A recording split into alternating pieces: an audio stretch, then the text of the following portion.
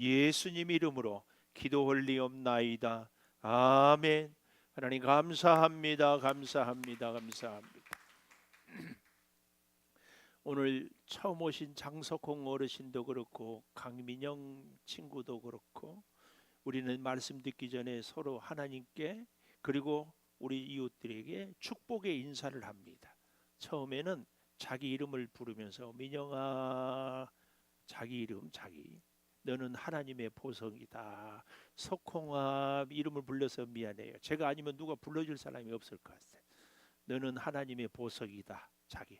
두 번째는 옆에 계신 분에게 변함없이 주일 예배를 드리는 찬신 씨는 하나님의 보석입니다.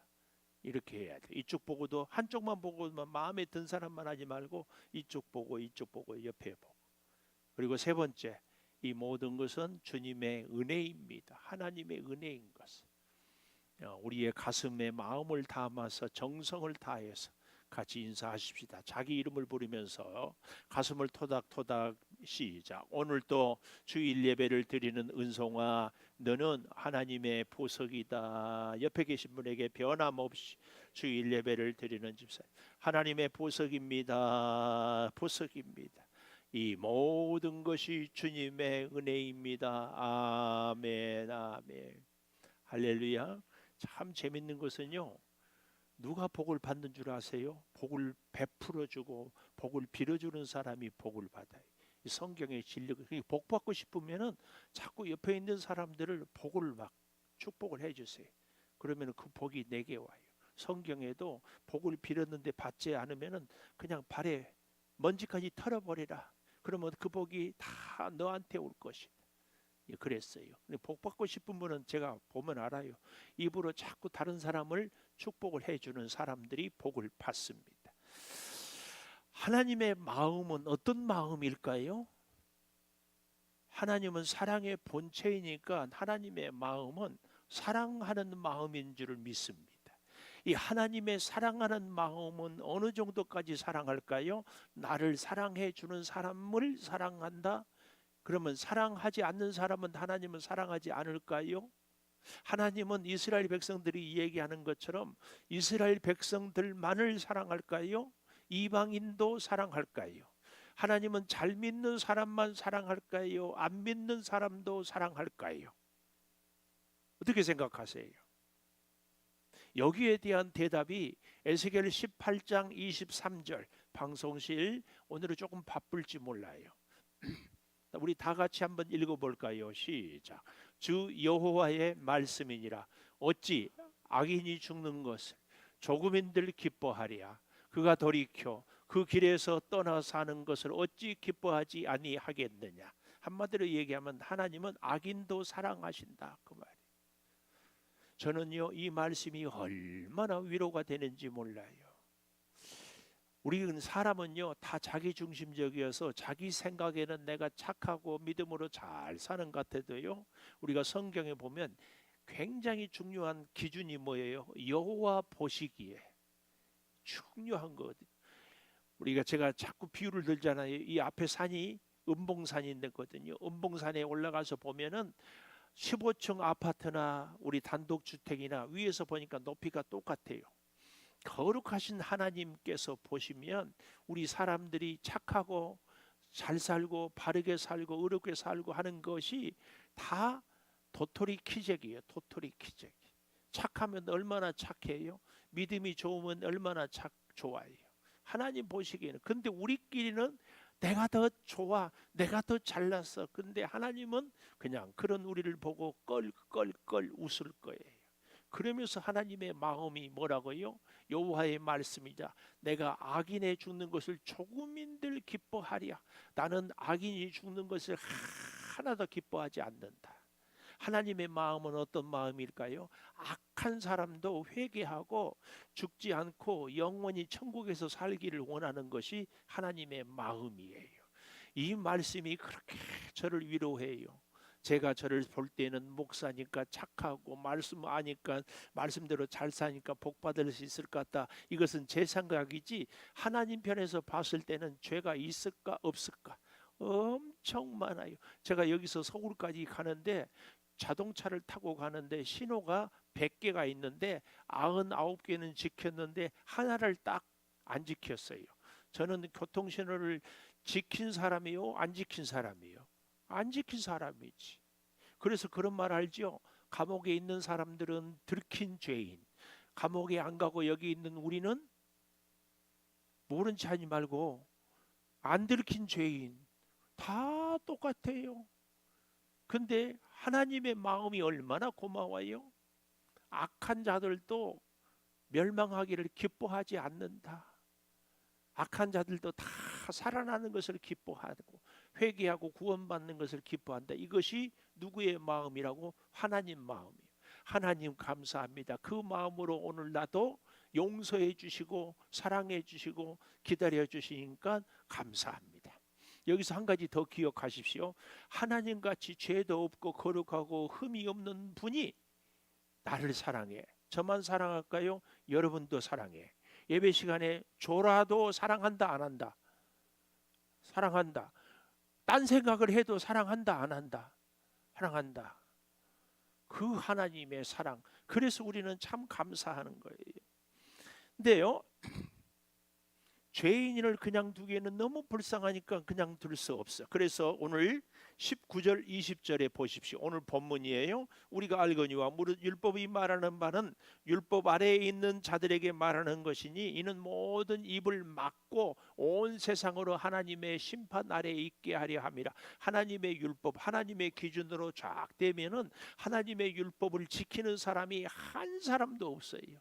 이것을 잘 지키면은 저것을 못 지키고 저것을 못 지키면은 이것은 지키고 이것이 그래서 20절에 보십시오. 그러므로 율법의 행위로 그의 앞에 의롭다 하심을 얻을 육체가 없나니 율법은 죄를 깨달음이니라. 제가 서울까지 가는데 교통신호를 왜 위반했어요? 교통 신호등이 있기 때문에.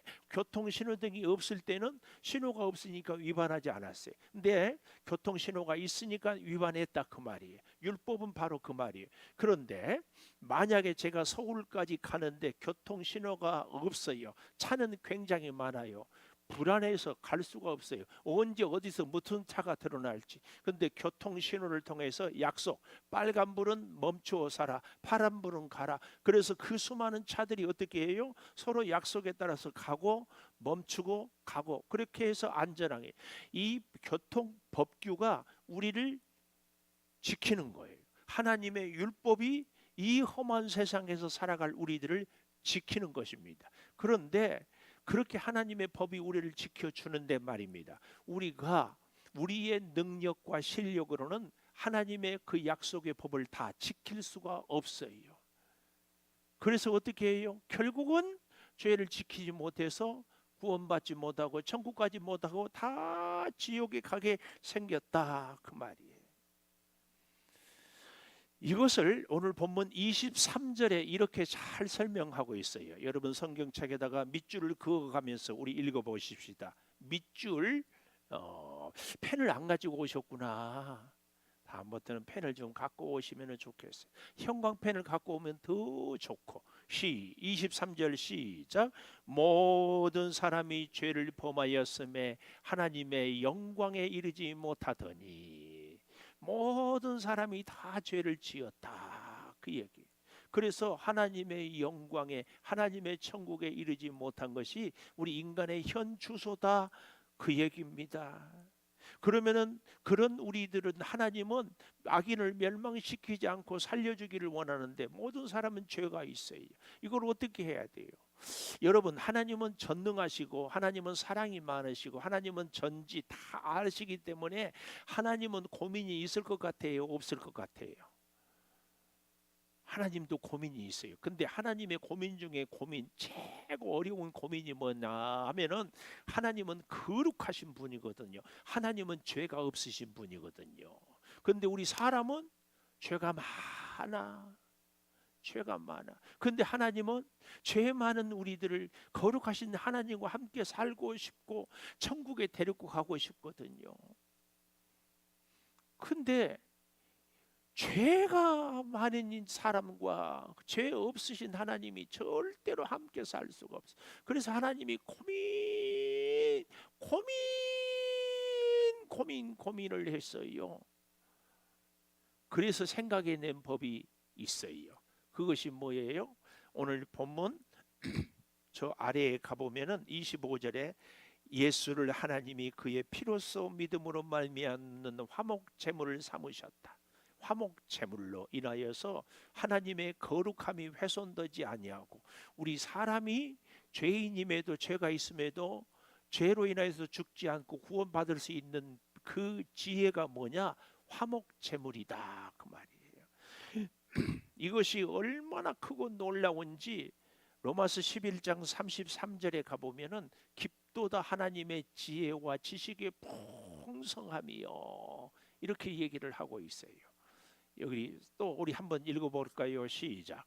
깊도다 하나님의 지혜와 지식의 풍성함이요 그의 판단은 헤아리지 못할 것이며 그의 길은 찾지 못할 것이로다. 이게 뭐냐면 하나님이 이 화목제물 예수 그리스도를 십자가에 죽으심으로 하나님의 거룩도 지키고 우리 죄인도 살려내는 이것이 사람으로서는 도저히 상상할 수 없는, 근데 하나님의 지혜가 얼마나 깊고 얼마나 넓고 얼마나 넓은지, 이야 이것입니다.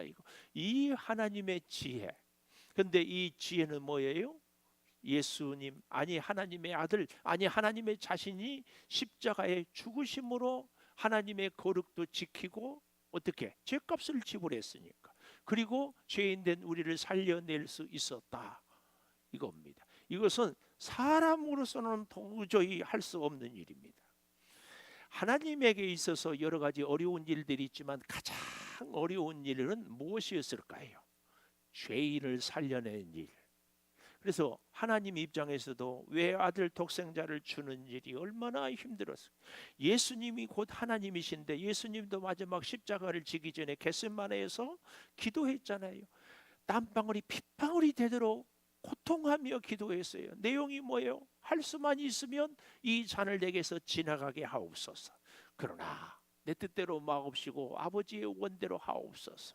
이렇게 간절히 기도를 하는 겁니다. 그러니까 하나님에게 있어서 물론 전능하시지만 그래도 가장 어려운 일은 뭐다? 죄인을 살리는 일이에요. 십자가에서 자신이 죽는 일이 그것보다 어려운 일이 어디 있어요? 그래서 우리는 죄로부터 자유함을, 구원의 은혜를, 하나님의 자녀되는 특권을 누리는 줄을 믿습니다. 여러분, 그래서요 모든 죄인들이 구원받는 것, 그리고 하나님의 거룩을 유지할 수 있는 것은 예수 십자가예요. 그래서 수고하고 무거운 짐진 자들아 다 내게로 오라. 내가 너희를 쉬게 하리라. 이는 내 멍에는 쉽고 내 짐은 가볍다. 그래서 이 십자가에서 영어로 디바인 익스체인지, 거룩한 교환, 우리가 죄를 갖고 나오면 예수님은 우리를 죄를 사해 주신 거예요. 우리의 고통과 아픔을 갖고 나오면 예수님은 치료와 회복을 주는 것이 이 십자가 아래에서의 우리의 축복입니다. 다 바꾸어 주셔요. 바꾸어 주셔. 그래서요 오늘 본문 21절에 보십시오. 이제는 율법 외에 하나님의 한 의가 나타났다. 이제는 문법적으로 완전한 전환점이에요. 새로운 터닝 포인트, 새로운 길. 사람으로서는 불가능한데 하나님이 길을 쫙 열어놓으셨다 그 말입니다. 이 길이 뭐예요? 율법의 길이 아니라 새로운 길. 그 새로운 길이 뭔가 잘 보니까 하나님의 한 의, 하나님의 의라고 얘기하고 있어요. 하나님의 의가 뭐냐? 하나님의 의. 죄를 안 짓고 도둑질하지 않고 남 미워하지 않고, 이게 하나님의 의가 아니에요. 우리는 자꾸 의 하면은 윤리나 도덕적인 의를 얘기해요. 저는 오늘 두 가지를 꼭 기억하기를 원하는데, 한 가지가 하나님의 의입니다. 하나님의 의가 뭐냐? 이렇게 물으신다면 눈물의 씨앗이라고 말하겠어요. 웃는 분들은 저하고 시대가 같은 세대. 네, 눈물의 씨앗이라고 말하겠는데요. 그런데 우리 혜련 씨는 이게 뭔 소린가 그러죠? 옛날에 이런 대중 가요가 있어요. 사랑이 무엇냐고 물으신다면, 해봐요. 그 다음에. 그렇지. 엄마, 부탁해서 해주니까 고마운지 왜 직접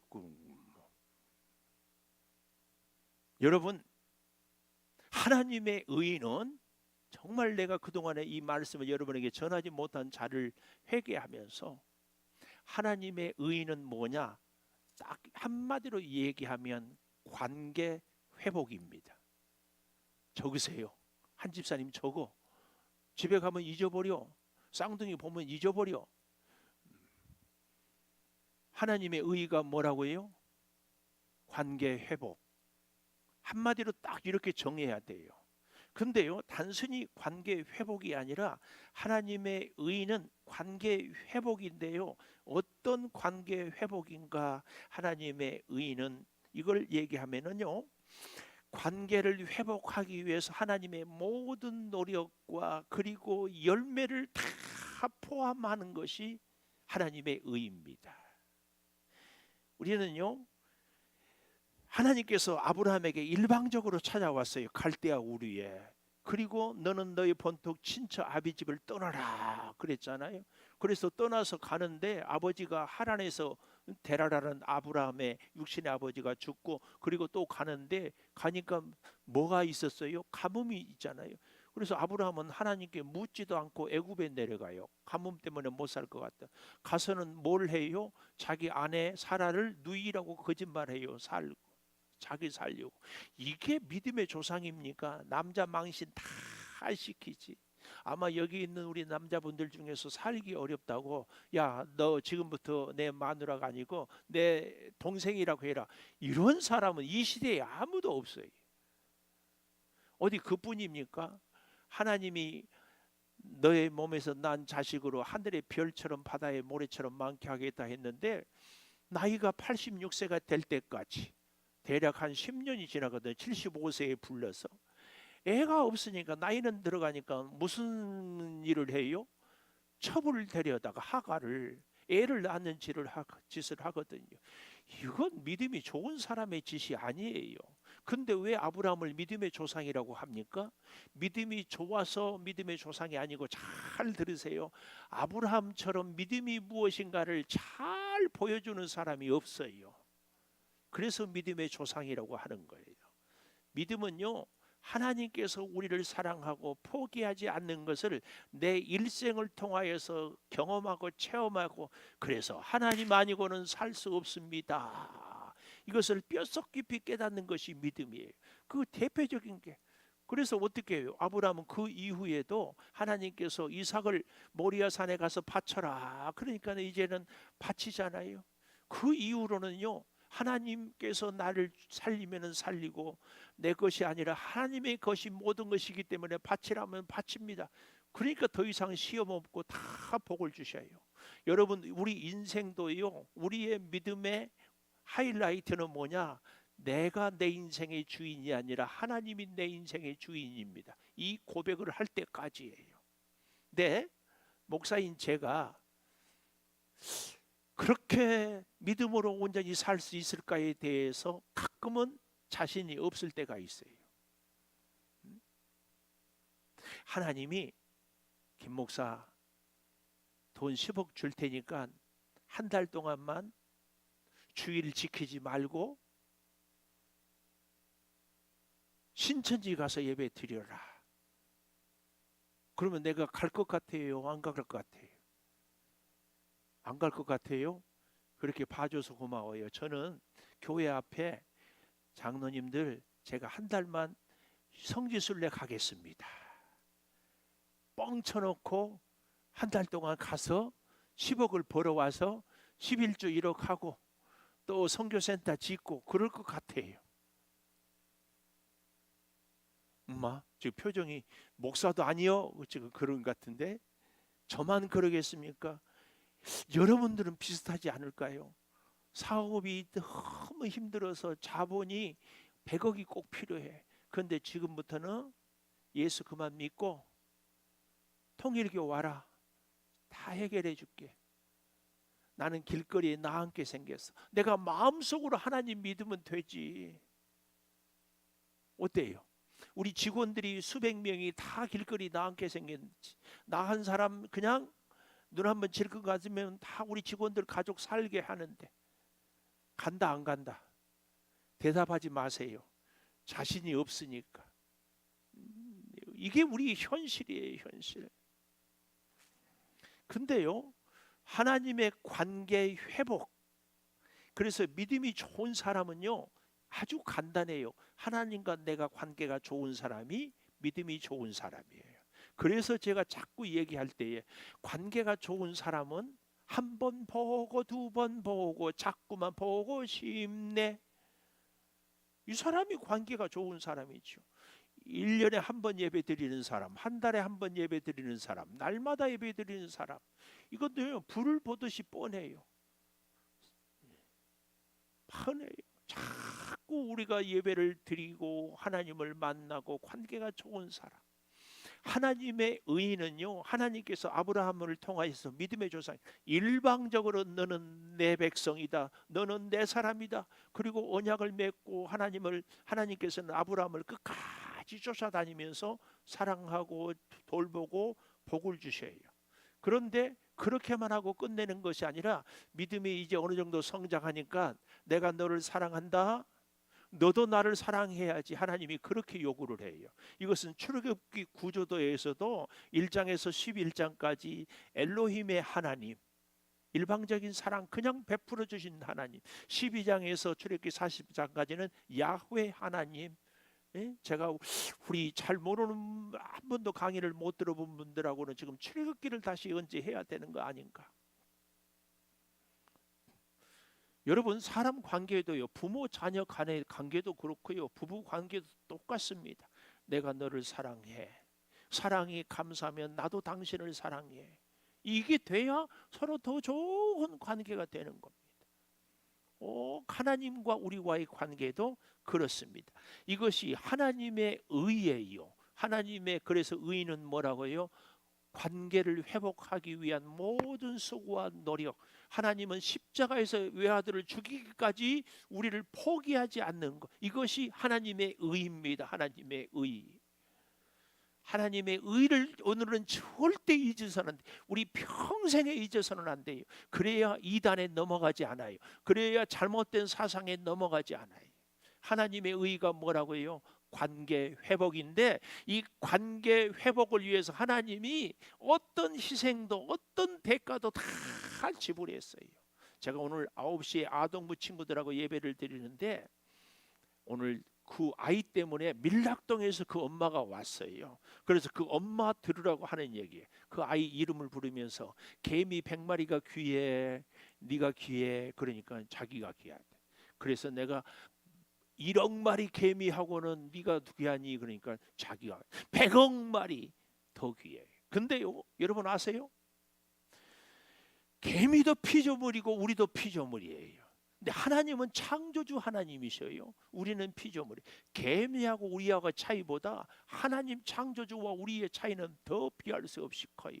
그 창조주 되신 예수님이 십자가에서 우리를 위해서 죽으셨어요. 이것이 하나님의 의입니다. 하나님의 의.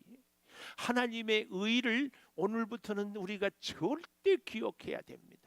그래서 그 하나님의 의, 십자가에서 죽으심으로 희생의 대가를 지불함으로 우리의 모든 죄를 다 사해 주셨습니다. 문제는 그 죄를 사함을 받는 것을 우리가 믿고 인정하는 거예요. 요한복음 3장 16절은 하나님이 세상을 이처럼 사랑하사 독생자를 주셨으니 이는 저를 믿는 자마다 멸망치 않고 영생을 얻게 하려 하심이라 그랬잖아요. 근데 요한복음 3장 16절만 알면은 안 되고 그 앞에 14절부터 우리는 봐야 돼요. 모세가 광야에서 뱀을 등같이 인자도 들려야 하리니. 방송지를 너무 잘해줘서 고마워요. 이 비유가 예수님이 십자가에 달린 거예요. 이 요한복음 3장 14절의 배경은요, 이스라엘 백성들이 출애굽에 가는 광야에서 만나가 처음에는 꿀맛 같다고 하다가 이제는 만나만 먹어 지겹다 불평 원망하니까 하나님이, 광야는 훈련이잖아요. 훈련을 할 때는요, 원하는 거 다 해주면은 훈련이 안 돼요. 그래서요, 진짜 지혜로운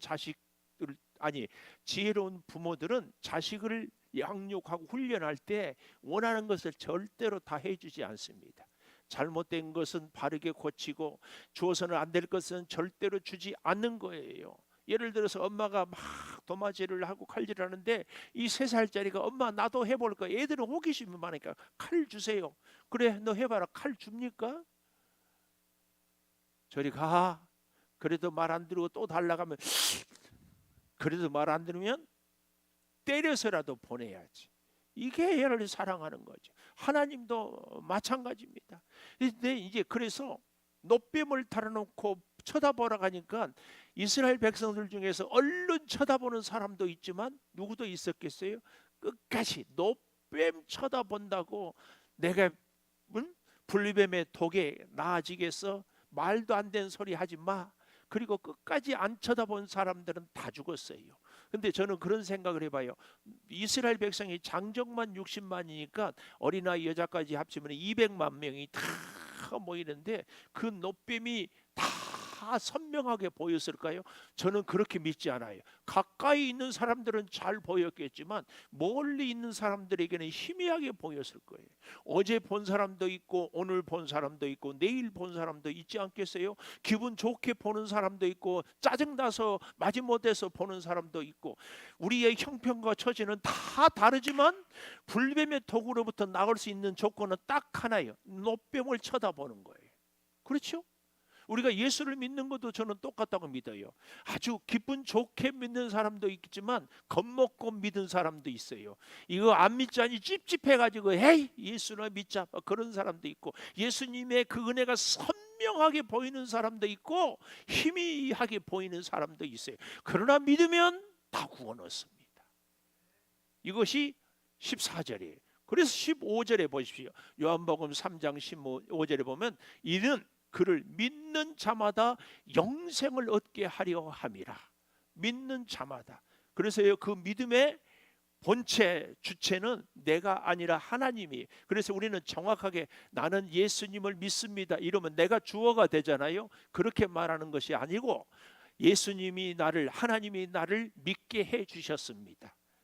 이렇게. 그래서 에베소서에 보면 믿음으로 구원을 얻는다는 표현보다도 하나님의 은혜로 구원을 얻는다 이 표현이 더 정확한 표현이에요.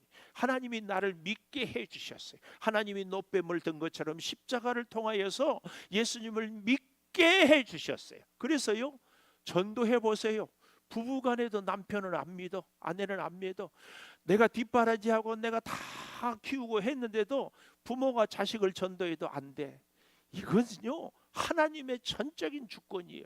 그래서 우리는 줘라 전도도 하고 줘라 기도도 해야 됩니다. 왜요? 하나님이 아니면 될 수 없기 때문에. 하나님을 감동시키는 거지. 여러분 우리는 이 하나님의 의에 대해서 잘 알아야 되는데요. 이제는 한때의 이 21절에 새로운 길, 구원의 섭리, 하나님의 한 의, 이 의는요 율법과 선지자들이 다 그동안에 증거했습니다. 그래서 구약은 옛 언약, 옛 약속이잖아요. 창세기에서 말라기까지는 오실 메시아 예수님에 대해서. 그런데 왜 신약이라고 그래요? 이미 오셨는데. 이 신약은 다시 오신다고 해. 볼지어다 세상 끝날까지 내가 너희와 함께 할지어다. 너희가 본 그대로 내가 다시 오리라. 이 약속의 말씀을 믿고 살아가기 때문에 신약. 그래서 신약의 사복음서는 그 예수님이 살아계시고 이 땅에 오신 것이 분명하다. 한 사람이 아니라 마태, 마가, 누가, 요한이 각각의 관점에서 증명하고 그로 인하여서 확실한 증거가 사도행전의 교회의 역사를 통하여서. 그래서 로마서 이하 요한계시록까지는 뭘 얘기하고 있어요? 그 하나님을 믿고 따르는 예수님을 믿는 사람들이 성품을 이야기하는 거예요. 사랑해라, 인내해라, 서로 섬겨라. 이것을 예수님을 닮은 사람들로 그렇게 살아갈 것을 얘기해요. 성경에 그 어디에도 사업을 잘하고 돈을 많이 벌면 하나님의 복받은 사람들이다 이걸 얘기하지 않았어요. 그런데 우리 인간의 욕심 때문에 내가 돈을 많이 벌어야 하나님이 사랑하고 좋아하고 이렇게 만들고, 이것은 복음이 아닙니다. 하나님은요, 우리가 약해도 우리가 가난해도 우리가 배우지 못해서도 하나님은 똑같이 사랑합니다. 유대인도 이방인도 헬라인도 유대인도 똑같이 사랑해요. 이 사실을 우리가 잘 기억한다면요, 사랑하는 여러분, 우리는 율법이 필요 없고 선지자가 필요 없는 것이 아니라 이 하나님의 의를 너무 잘 보여주는 것이 율법입니다. 아무리 해도 율법으로는 구원 얻을 수 없다. 그럼 어떻게 구원 얻느냐? 예수 십자가의 사랑이다. 이것을 확실히 깨닫게 되는 것입니다. 사랑하는 여러분, 다시 오실 메시아 우리 예수님을 잘 붙잡고 살아가는 것, 이것을 기억하는 것이 하나님의 한 의다 이 말씀입니다. 이 하나님의 한 의, 히브리어 원문으로는 자다크라는 얘기인데요, 끊어진 관계 회복을 위한 모든 노력. 하나님과 우리는 에덴 동산의 선악과를 따먹음으로 관계가 끊어져 버렸잖아요. 그런데 우리 사람이 도저히 관계 회복을 할 수가 없어서 하나님께서 친히 예수님을 십자가에 죽이시면서까지 관계 회복을 한 것, 이것이 하나님의 의입니다. 하나님의, 세상의 의는 죄인은 심판이지만 하나님의 의는 죄인을 회개하여서 구원 얻게 하는 것이 하나님의 의다 이 얘기입니다. 그러므로 우리는요, 항상 잊지 말아야 돼요. 우리의 자유는 하나님의 말씀 안에서의 자유입니다. 에덴 동산 안에 있을 때 낙원이었잖아요. 그런데 왜 쫓겨났어요? 하나님의 약속을 어겼기 때문에. 사랑하는 여러분, 22절에 볼까요? 예수 그리스도를 믿음으로 말미암아 모든 믿는 자에게 미치는 은이 하나님의 의, 하나님의 의, 21절에 나와 있는 하나님의 의, 22절에 나와 있는 하나님의 그 의, 새로운 구원의 길이에요. 율법을 지킴으로가 아니라 예수를 믿음으로. 모든 사람은 23절에 죄를 범하였지만 다 그들이, 그 비결이 25절에 화목제물이다 하는 이야기를 우리는 꼭 기억해야 됩니다. 그러므로 우리는 이제 신앙생활에 굉장히 중요한 또 한 가지 원리가 27절, 그런즉 자랑할 때가 어디냐, 있을 수 없다. 무슨 법으로냐, 행위로냐 아니라 오직 믿음의 법으로. 자랑할 것이 없어요. 정말 조심해야 될 것은, 그래서 예수를 잘 믿으면 빛 대신 예수님, 예수님은 빛 그 자체거든요. 빛 대신 예수님께 가까이 오면 올수록 뭐가 보일까요? 우리의 허물과 흠과 티가 보여요. 그래서요, 예수님을 가장 잘 믿은 사람은 사도 바울처럼 나는 죄인 중에 괴수라고 얘기를 하는 거예요. 우리에게 예를 들어보면 예수를 처음 믿으면 주일날 교회만 와도 굉장히 믿음이 좋아요. 왜요? 그 전에는 들로 산으로 놀러 다니고 친구 만나러 다니고 뭐 음식 먹으러 갔는데 이제는 주일날은 꼬박꼬박 하나님께 나와요. 믿음이 좋아졌잖아요. 근데 예수를 믿으면 믿을수록 어때요? 주일만 갖고는 안 되겠구나. 3일 예배도 금요 예배도 새벽 예배도 그것도 안 되겠구나. 날마다 기도해야지. 이렇게 그런데도 나의 허물과 연약함이 자꾸 보이거든요. 그래서요, 믿음이 가장 좋은 사람은 바울처럼 나는 죄인 중에 괴수다 하는 사람입니다. 그런데 자꾸 저 사람은 뭐 저렇게 믿어, 저 사람 저렇게 신앙생활 안 되지, 이렇게 자꾸 판단하고 정죄하는 사람은 믿음이 영 시원치 않은 사람이에요. 우리가 치명적인 실수가 여기에 있어요. 예수를 잘 믿는다고 하면서도 여기 서 있는 목사가 성도들을 보면서 기도도 저렇게 안 하고 예배도 맨날 빼먹고 봉사도 안 하고 저래 가지고 무슨 신앙생활을 할까? 그러면은 안 된다, 안 돼. 목사에도 소용이 없다. 우리 장로님도 소용없다. 이 아멘도 해야지. 목사는 소용없고 나는 괜찮다. 그러면 곤란해. 그럼 자랑할 데가 없어요. 우리는요, 갔다 가면 나는 너보다 낫다, 나는 새벽기도 한다, 나는 11조 한다, 나는 주일을 성수한다, 자꾸 자기를 내세우고 싶어요. 자랑할 것이 없어요. 이것이 우리 믿음 생활에 굉장히 중요한 원리입니다. 그러므로 오늘 잊지 말아야 될 것, 하나님의 의에 대한 얘기를 제가 여러분에게 간곡히 부탁했습니다. 또 한 가지 제가 부탁한 것은 지금 이 자랑할 것이 없다. 자랑. 여러분 혹시 천주교 다니다가 오신 분 있어요? 천주교 교리와 우리 교회 교리가, 교리는 다른 말로 진리거든요. 다른 것이요. 천주교는 연옥을 얘기합니다. 천국도 못 가고 지옥도 못 가는 사람들이 있는 곳이 연옥이다 그래요. 성경 베드로서에 보면 이제 그걸 비슷하게 얘기하는, 이제 그런 사람들을 위해서, 천국도 못 가고 지옥도 못 가는 사람들을 위해서 자식들이 선행을 많이 하면 천국 간다고, 이런 교리를 얘기해요. 근데 우리는 그렇게 하지 않죠. 죽으면 입이 끝나는 겁니다. 근데 천주교 교리는 그래서요, 보십시오. 내가 선행을 행하고 좋은 일을 하면, 덕을 쌓으면 천국 간다고 그래요. 근데 우리는 그렇게 얘기하지 않아요. 그래서요, 천주교에 다니는 사람들은요, 착한 일을 하지 않거나 믿음 생활을 잘 하지 않아도 그냥 별로 내버려 둬요. 왜요? 지가 지옥 가려고 나 착한 일 안 하는데 뭐 지가 알아서 하는 거지. 근데 우리는 믿음 생활 잘 하지 않은 사람들한테 그러시면 안 됩니다. 믿음 생활 잘 해야 됩니다. 목사인 저도 얘기하고 주변의 성도들도 주일날 빠지거나 뭐 하거나 그러면 안 되고, 봉사 안 한다고 왜 안 하냐고 하셔야 되고, 전도도 하십시오 하는 이유가 있어요. 우리 교회는요, 선행을, 구제를, 착한 일을 해서 구원받는 것이 아니라 이미 우리는 예수 그리스도의 하나님의 의로 구원을 받은 사람들이다 그 말이에요. 성경의 예를 들어보면 출애굽기가 구원의 도를 얘기하는데, 출애굽기 14장에 보면은 드디어 홍해를 건너요. 그 전에까지는 애굽 땅에서 10가지 재앙을 통하여서 이스라엘 백성들을 보호를 받는데, 뭐 애굽에 많은 재앙을 당하다가 마지막 10번째 재앙이 뭐예요? 장자는 초태생은 다 죽어요. 왕세자로부터 저 시골의 노예까지, 아니 사람만 죽는 것이 아니라 짐승도 다 죽어요. 애굽 바로 왕과 사람들이 깜짝 놀래서 어서 니들 원하는 대로 가라. 그러니까 이스라엘 백성들이 못 가 그래요.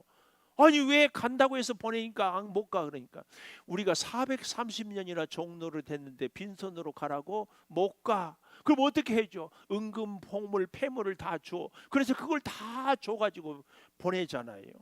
그런데 어디 앞에 딱 섰어요? 홍해 앞에 섰어요. 앞에는 홍해, 뒤에는 또 애국 군대가 쫓아와요. 어찌할 수 없을 때 하나님께서 모세에게 말씀해서 지팡이로 홍해를 가르치라. 그러니까 바닥 가운데 길이 생겨요.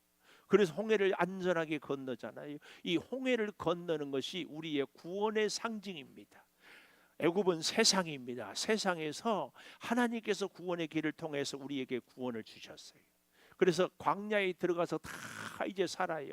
광야에 가니까 먹을 것이 없다고 그러니까 뭘 주셨어요? 만나를 주셨어요.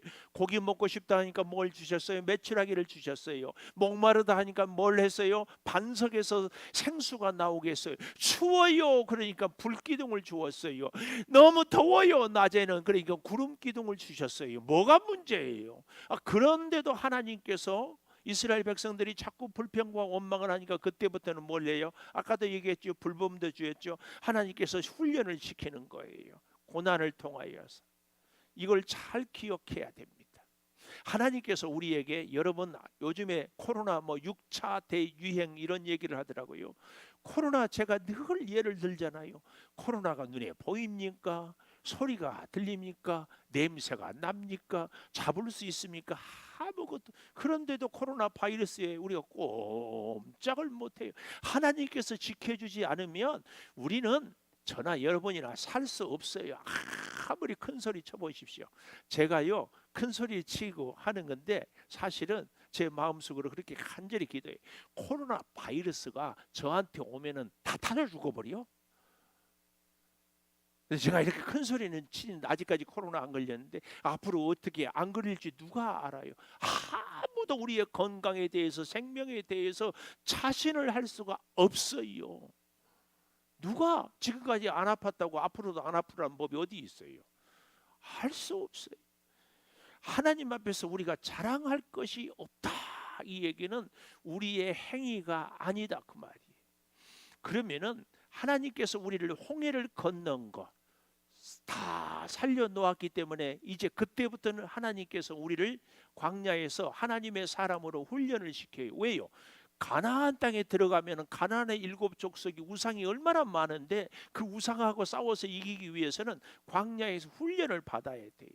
그래서요 여러분, 우리로 좀 더 쉽게 얘기를 들으면 우리가 다 부모가 되고 할아버지가 되고 했지만 우리가 어머니를 통하여서 이 땅에 생명을 얻었잖아요. 나는 집안이 좋은 인간, 이 집에 내가 자식이 되겠다. 나는 이 집이 인물이 좋으니까 이 집의 인물이 되겠다. 그래서 선택받은 사람이 있나요? 한 사람도 없어요. 어떻게 했어요? 내가 이 집에 태어나기 위해서, 내가 우리 어머니의 자녀가 되기 위해서 내가 한 것은 아무것도 없어요. 마찬가지로 여러분, 우리가 구원을 받기까지 내가 무언가를 한 것은 아무것도 없어요. 그런데 어떻게 구원을 받았어요? 전적인 100% 하나님의 은혜지. 그런데 그래서 하나님의 은혜로 우리가 홍해를 건너고 이제 가나안 땅을 가는데 광야길을 걷는 거, 이 훈련이 꼭 필요합니다. 이게 뭐예요? 오늘 우리로 하여금 구원받은 사람은 구원받은 사람답게 살아야 된다 하는 것이 우리가 선행도 행하고 말씀에 순종도 하고 주의 뜻대로 사는 것입니다. 우리는 이미 하나님의 자녀이기 때문에 하나님의 자녀답게 살아야 돼요. 자녀답게 살지 못한 사람들에 대해서 그렇게 살면 안 됩니다. 목사인 제가 얘기도 하고 주변에서도 얘기하고 우리의 양심도 이 얘기를 하는 거예요. 이미 우리는 하나님의 자녀예요. 자녀의 수준에 걸맞게 살아야 돼요. 이게 믿음 생활을 하는 우리 성도의 바른 자세입니다. 그래서 기도도 하고 그래서 순종도 하고 그래서 봉사도 하는 것입니다. 이것이 우리 교회의 진리예요. 왜요? 성경이 그렇게 얘기를 해주기 때문에 그렇습니다. 내가 착한 일을 해야 구원받는다 아니에요. 이미 우리는 하나님의 자녀예요. 그렇기 때문에 우리는 하나님의 자녀 수준에 걸맞게 살아야 돼요. 그래서 오늘 27절에 자랑할 것이 없다 그 말이에요. 제가 아주 극단적인 예를 늘 들잖아요. 여러분, 우리는 다 섬김을 받기를 원하잖아요. 100% 섬김을 받는 사람이 누구예요? 중환자실에 누워있어 그냥 숨만 쉬고 있는 거, 대소변까지 먹을 것까지 다 해주잖아요. 여러분, 그런 사람이 복받는 사람이, 내가 다른 사람을 섬길 수 있는 사람이 복받은 사람 아니에요. 그래서 예수님은 뭐라고 그랬어요? 인자는 섬김을 받으러 온 것이 아니라 섬기려 한다. 하나님의 사람, 하나님의 자녀의 수준은요, 섬기는 사람. 그래서 하나님의 나라에서 파워 있는 사람은요, 많은 사람을 섬기는 사람이에요.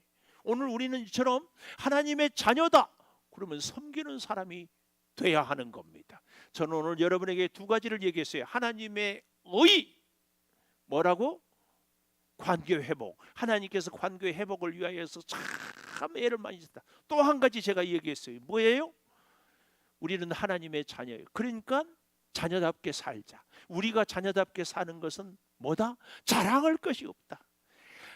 관계 회복과 자랑할 것이 없다. 이 두 가지 잊지 마세요. 신신당부예요. 잊지 마세요. 뭐를? 하나님의 의. 이거 뭐라고요? 하나님의 관계 회복. 또 하나는 뭐라고요? 자랑할 것이 없다. 왜요? 우리는 이미 하나님의 자녀로 살아요. 그래서요, 네? 장로님, 집에서 대판 싸우고도 같이 와야 돼.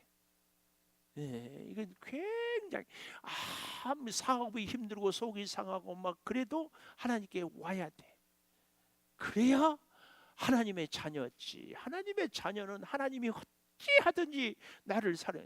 아니 세상에 우리 자녀가 내 말 잘 듣는다고 너는 내 자녀다. 하나님이 그러지 않는다니까. 그래서 우리는 자랑할 것이 없다. 네, 우리 반주해 주시고 한 30초만 통성으로 기도하십시다. 하나님의 의, 하나님의 관계 회복을 감사합니다. 아버지 하나님, 사랑할 것이 없습니다. 우리는 하나님의 이미 자녀입니다. 아버지, 이 놀라운 은혜와 사랑을 우리가 간직하며 살게 도와 주시옵소서. 이 땅을 살아가는 우리들이 이 하나님의 귀한 진리를 확실히 깨닫고 살게 도와 주시옵소서. 지금은 우리 주 예수 그리스도의 은혜와 아버지 하나님의 무한하신 사랑과 성령의 감동하심이 영원토록 함께 하시옵기를 간절히 축원하옵나이다. 아멘.